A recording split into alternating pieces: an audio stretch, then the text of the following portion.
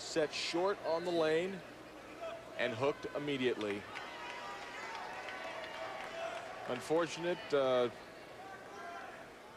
Sometimes when you hit the nose like that, there are no breaks to be had as he takes 9.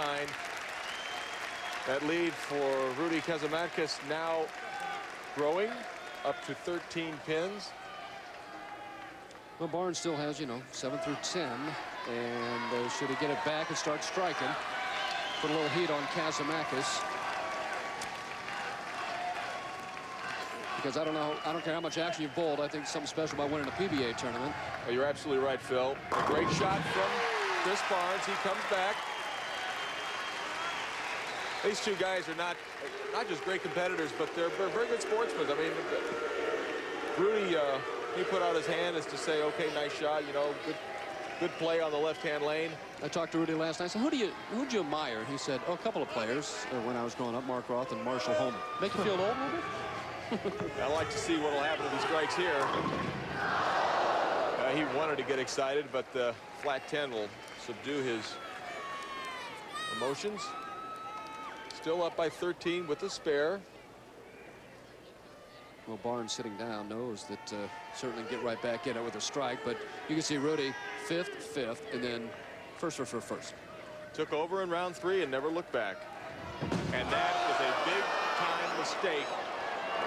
Well, he didn't shoot many spares this week. You're right, but oh my.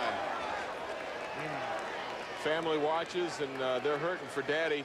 This ball goes right into the channel, just in front of the 10-pin. Important to regroup yourself, and for Chris Barnes, what a nice gift sitting on the bench. Gain your composure and throw a shot here in the 8th. Did just that. But Barnes, with that open in the 7th, Barnes now down just by 1. And in a very similar situation to Kasimakis, the last time he was on lane 4, Phil. Now Barnes has the opportunity to strike and show everybody how much he enjoys taking that lead.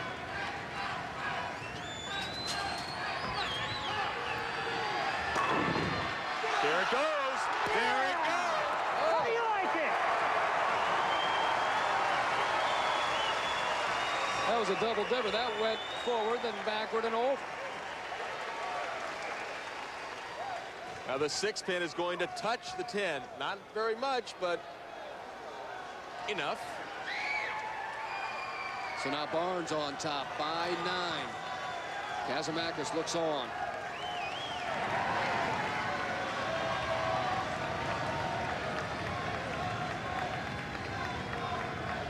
Strike here. Make it very difficult for Kasimakis.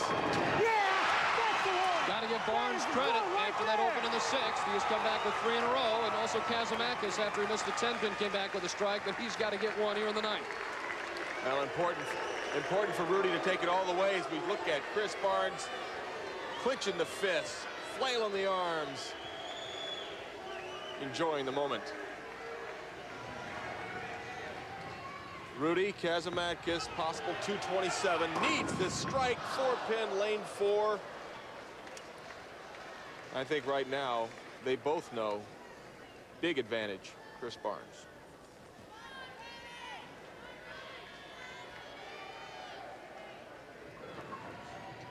Barnes, a great amateur player. Kasimakis, kind of a great street player. Went out there and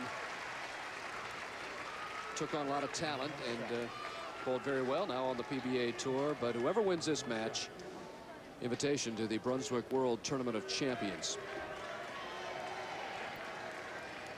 The best Rudy can do right now, 207. He needs 3 strikes just to force Chris Barnes to mark in the 10th frame. Well, actually 2 strikes in 9.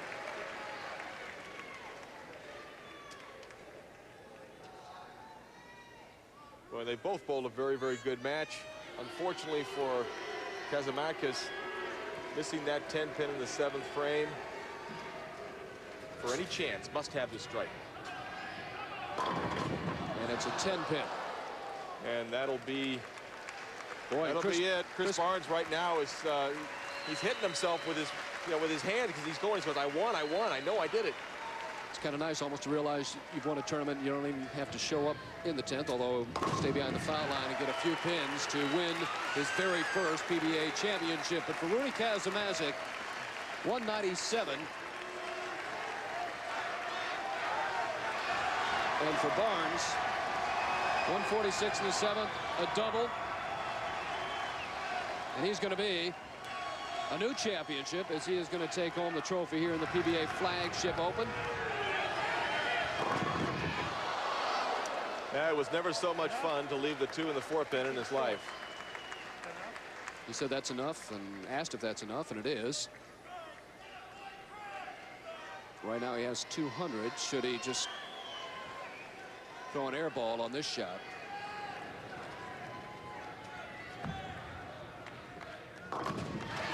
There's your winner, Chris Barnes. Yes.